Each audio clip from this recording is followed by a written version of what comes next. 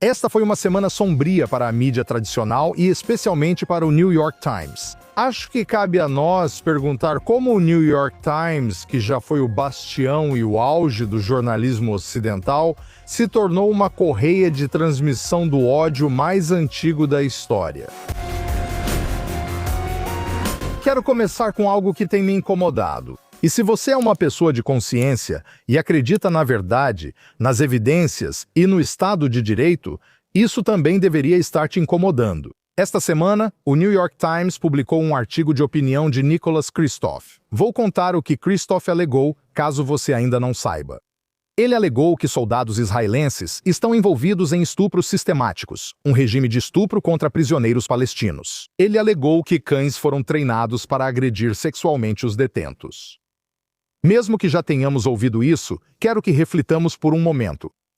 Porque essa é uma acusação tão monstruosa e tão extrema que qualquer editor sério, qualquer jornalista sério, qualquer ser humano sério realmente pararia e faria uma pergunta antes de clicar em publicar. Cadê as provas? Agora quero deixar absolutamente claro desde o início. Se qualquer soldado, seja americano, europeu ou israelense, cometer um crime, você investiga e processa. É isso que as democracias fazem, e Israel não é exceção. Israel é uma democracia e democracias não têm medo de investigações. Mas não foi isso que aconteceu aqui. O que aconteceu aqui é algo muito mais sinistro do que um artigo ruim. O que aconteceu aqui é uma máquina projetada para pegar as acusações mais extremas e inflamadas contra o Estado judeu, lavá-las por meio de redes ativistas, dar a elas o timbre do New York Times e injetá-las na corrente sanguínea global. Antes que alguém tenha tempo de sequer fazer uma única pergunta difícil. E o que eu quero que a gente faça é desmontar essa máquina peça por peça. Antes de tudo, existe um padrão aqui. Antes de começarmos o artigo da semana, precisamos entender isso. Alguns dirão, jornais e repórteres cometem erros. Tudo bem, justo. Mas isso não é um erro, isso é um padrão. Vamos voltar mentalmente para 17 de outubro de 2023.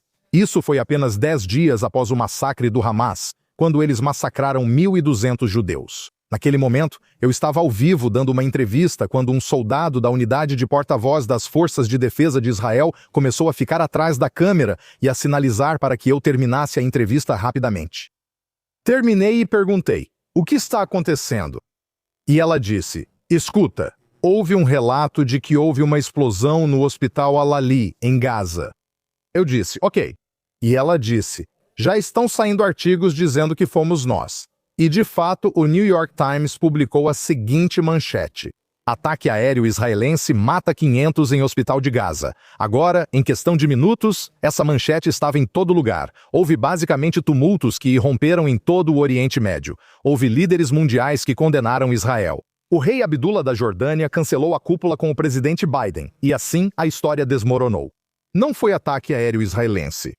E não foram 500 mortos e nem sequer foi no próprio hospital. Foi um foguete mal-sucedido disparado pela Jihad Islâmica Palestina que caiu em Gaza e atingiu o estacionamento do próprio hospital deles. Houve 5 erros catastróficos naquela única manchete, e o Times escondeu a correção até dias depois, quando o dano já estava feito.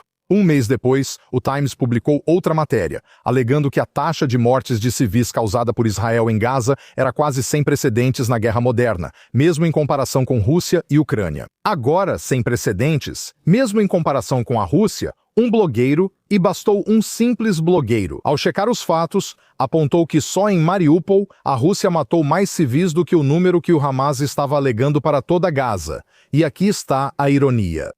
O New York Times já havia noticiado amplamente o massacre de civis em Mariupol, com relatos de seus repórteres e publicação de seus editores. E mesmo assim, de alguma forma, seus próprios jornalistas deixaram passar isso. O Times logo removeu o parágrafo do site. Não havia aviso de correção. Você não vai encontrar, pois não foi divulgado. Entre 7 de outubro de 2023 e 7 de junho de 2024, o New York Times admitiu que cometeu 72 erros em sua cobertura da guerra. 48 deles envolveram Israel. São 48 erros. Em certo ponto, pessoas razoáveis deixam de ver esses casos como erros honestos e passam a questionar se a instituição tem um problema de narrativa, viés estrutural ou conclusão pré-determinada imutável por evidências. Isso nos traz de volta a esta dolorosa semana para a mídia. Agora vamos falar como Christoph construiu seu caso, pois é aqui que os bastidores são revelados. A cadeia de fontes passa por ONGs ativistas, depoimentos anônimos, intermediários ideológicos e ecossistemas de defesa anti-Israel, incluindo israelenses dissidentes que viraram as costas para o país. Essa é a base da reportagem. Foi isso que o New York Times considerou suficiente para acusar Israel de conduzir um programa sistemático de estupros. E para não acharmos que é coincidência, o artigo de Christoph foi publicado um dia antes de um grande estudo ser divulgado sobre os estupros sistemáticos cometidos contra homens e mulheres israelenses. Isso realmente aconteceu em 7 de outubro e nos dias seguintes. Alguém previu que isso iria acontecer e disse: precisamos agir antes. Precisamos neutralizar isso. Precisamos lançar algo que vire o jogo. Então eles usaram tudo o que tinham à disposição e deram espaço para um jornalista que ganhou o prêmio Pulitzer, que tinha fontes nada confiáveis, e colocaram isso em destaque. Agora, uma das principais organizações por trás das acusações contra Israel é algo chamado Euromed. É o Monitor Euro-Mediterrâneo de Direitos Humanos. Isso parece muito neutro. Ela está sediada em Genebra. Parece muito oficial. Parece uma organização séria. Bem, vamos ir um pouco além da superfície. Vamos raspar para achar os números da loteria e tirar o metal do caminho. E, uau! É a mesma organização que anteriormente alegou que Israel colhe órgãos de cadáveres palestinos. Extração de órgãos. Isso já foi em 2024. Isso é libelo de sangue medieval, disfarçada em papel timbrado de organização sem fins lucrativos. Mesmo assim, tornaram-se grandes amplificadores das alegações agora vistas mundialmente como fatos. Depois tem Shael Ben Efrem. Isso soa hebraico, deve ser israelense e saber o que ocorre, certo? Bem, ele fez sua tese de doutorado sobre virar as costas para o sionismo. E ele era um ex-acadêmico afiliado à UCLA, que eu sugiro que você pesquise no Google para ver as alegações de natureza sexual feitas contra ele. Ou sua demissão, ou sua saída voluntária do cargo. Mas vou deixar para você analisar o histórico dele. Ele reuniu alegações de grupos de defesa, incluindo, sem surpresa, Euromed e CAIR. Ele disse ter falado com guardas no Departamento de Estado. Não sabemos quem são. E ele apresentou o resultado como evidência de um programa sistemático de abusos, incluindo o uso de cães. Isso foi intensificado por algo chamado Electric Intifada. Owen Jones mencionou o caso do Chile de Pinochet, que envolvia um cachorro que supostamente foi usado contra prisioneiros no Chile como prova de que as alegações eram plausíveis de que um cachorro pode estuprar uma pessoa. O Dropsite News publicou os relatos sem verificação independente. Ali Abunama, cofundador da Electric Intifada, disse que foi uma das atrocidades mais bestiais que já ouviu. E então, o New York Times deu a todo o ecossistema aquilo que faltava: legitimidade institucional, mídia tradicional. Essa é a máquina. Alegação de ativistas, amplificação por ONGs, escalada nas redes sociais, tudo isso vai se acumulando. E então um jornal de elite valida. Você repete esse ciclo. Quando o Times põe seu nome nisso, milhões ao redor do mundo presumem ser verdade, afinal, é o New York Times. A própria alegação se torna uma história e a verificação vira algo secundário. Agora, e quanto à responsabilização? Ela nunca vem. Agora deixe-me lidar com a acusação mais grotesca. A acusação é que soldados judeus treinaram cães para agredir sexualmente prisioneiros palestinos. Isso não é uma má conduta isolada. Não se trata de abuso cometido por um soldado agindo por conta própria. A denúncia afirma que militares israelenses treinaram cães sistematicamente, como política, para estuprar detentos. Agora, qual é a base probatória para essa alegação extraordinária?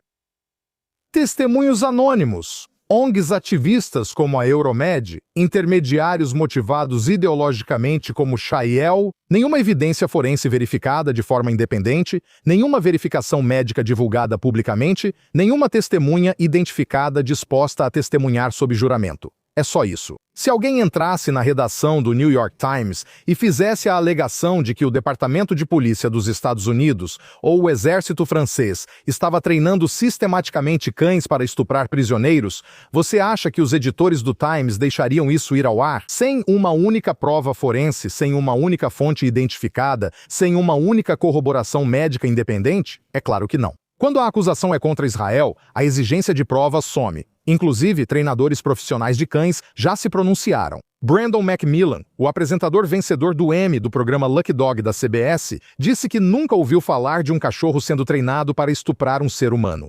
E ele nem achava que isso fosse biologicamente plausível.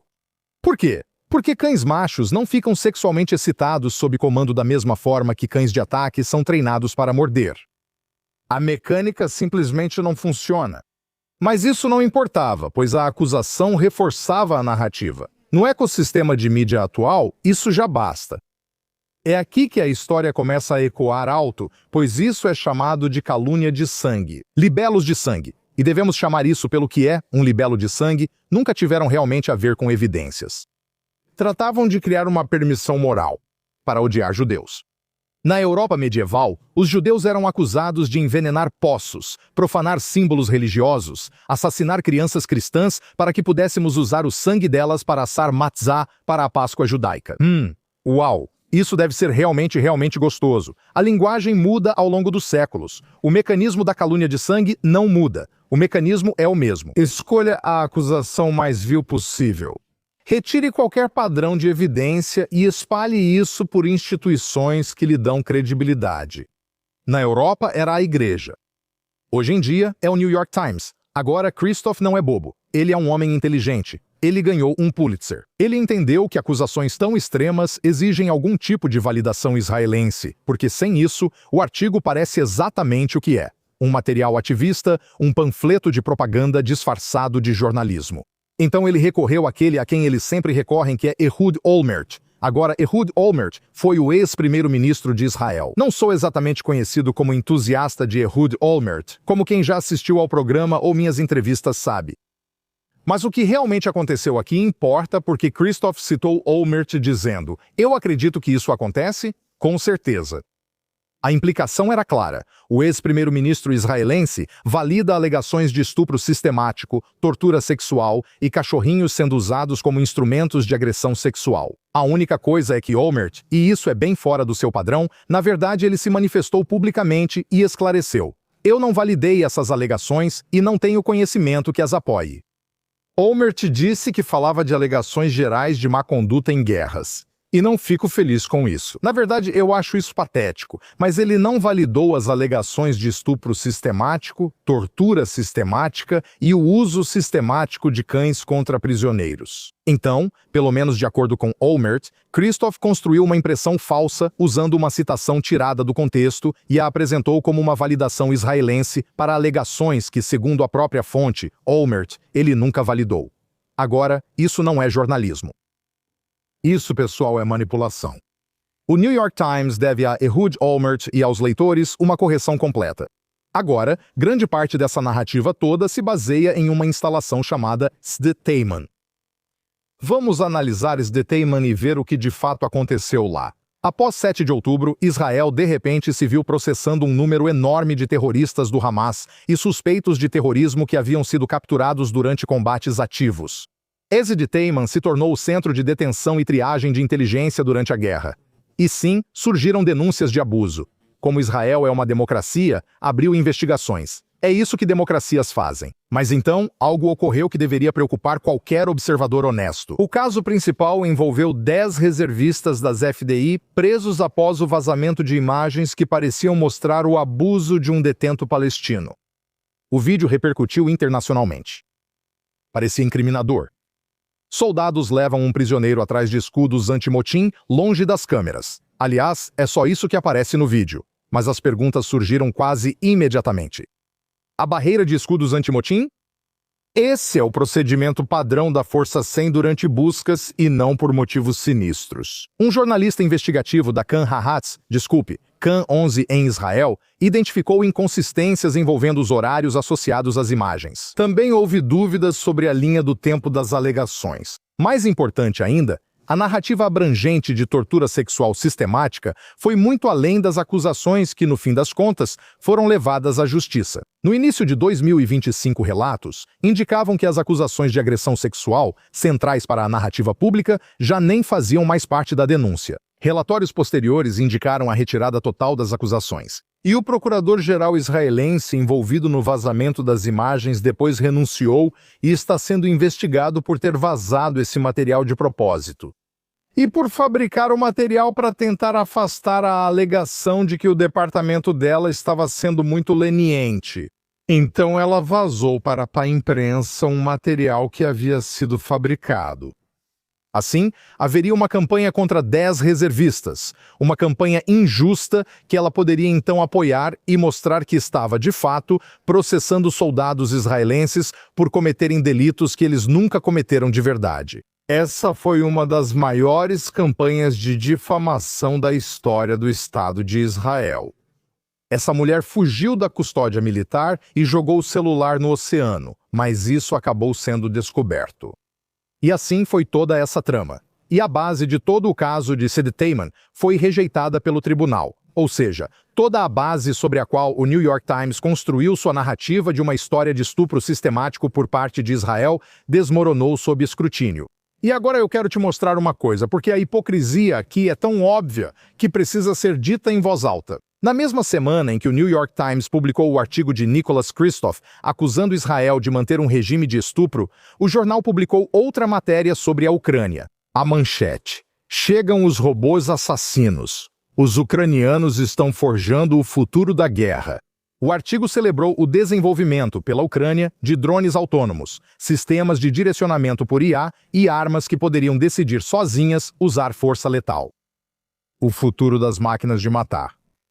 E o tom é de admiração, é inovador e futurista. Na verdade, agora o gênio ucraniano por trás disso pode matar, em vez de 35 mil russos por semana, 50 mil russos por semana. Agora não se trata de saber se máquinas devem matar ou se matam as pessoas certas. É preciso ir centenas de palavras artigo adentro. E quase como nota de rodapé, surge a resistência. Grupos de direitos humanos tinham preocupações, mostrando ceticismo. Imagine o New York Times publicando matéria sobre Israel nesse tom. Israel forja o futuro da guerra com direcionamento por IA, inovação e necessidade. Consegue imaginar isso? Eu não. Quando a Ucrânia cria sistemas autônomos para matar, isso é inovação. Quando Israel luta contra o Hamas após o pior massacre de judeus desde o Holocausto, de repente a linguagem vira genocídio, barbárie, sadismo e estupro. Essa assimetria moral não é um acidente. É uma escolha editorial consistente feita repetidas vezes pelo jornal mais poderoso do mundo de língua inglesa. O mesmo jornal que romantiza drones assassinos autônomos na Ucrânia divulga acusações medievais sobre soldados judeus treinando cães para estuprar prisioneiros. E eles ou não percebem a contradição porque estão tão presos em sua bolha progressista ou simplesmente não se importam. Ambas as possibilidades deveriam te incomodar. Quero concluir com algo que me deu satisfação esta semana. O primeiro-ministro Netanyahu anunciou que Israel vai processar o New York Times por este artigo. E digo claramente, ótimo. Essa é a decisão correta. Por anos, o New York Times partiu do pressuposto de que pode publicar praticamente qualquer coisa sobre Israel, com qualquer cadeia de fontes, não importa o quão comprometidas sejam, e não enfrentar nenhuma consequência. Eles fazem uma correção discreta e uma retratação escondida que ninguém percebe. E então eles passam para a próxima acusação. Essa era precisa acabar. Você tem que fazê-los responder em juízo. Faça-os explicar exatamente qual padrão de evidência eles aplicaram antes de acusar Israel, uma democracia, de comandar um regime sistemático de estupros. Faça-os defender a cadeia de fontes sob juramento. Responsabilizar instituições poderosas não é uma ameaça à liberdade de expressão. É o exercício da liberdade de expressão. O New York Times não está acima de questionamentos, e Israel tem todo o direito de exigir responsabilidade. Isso não é mais apenas um problema da mídia. É uma crise de legitimidade. Quando instituições de elite como o Times abandonam padrões de evidência, especialmente quando a acusação é contra judeus e o Estado judeu, elas não estão apenas prejudicando o jornalismo. Eles prejudicam o próprio tecido da sociedade civil. Elas dão permissão moral para odiar. Se crimes ocorreram no Departamento de Estado, investigue-os, processe os responsáveis. Israel já fez isso antes, processando pessoas quando necessário e faria de novo. Mas acusações como essa, que são tão inflamadas, acusações que ecoam algumas das mais antigas e mortais calúnias da história da humanidade, exigem provas contundentes. Não depoimentos anônimos, não ONGs ativistas que falam sobre Israel vendendo órgãos de doadores palestinos, não cadeias de fontes que desmoronam no momento em que você puxa um único fio. No fim, a verdadeira questão não é sobre Israel. É se essas instituições de elite estão dispostas a aplicar os mesmos padrões de evidência para acusações contra judeus e israelenses que aplicariam para acusações contra qualquer outra pessoa.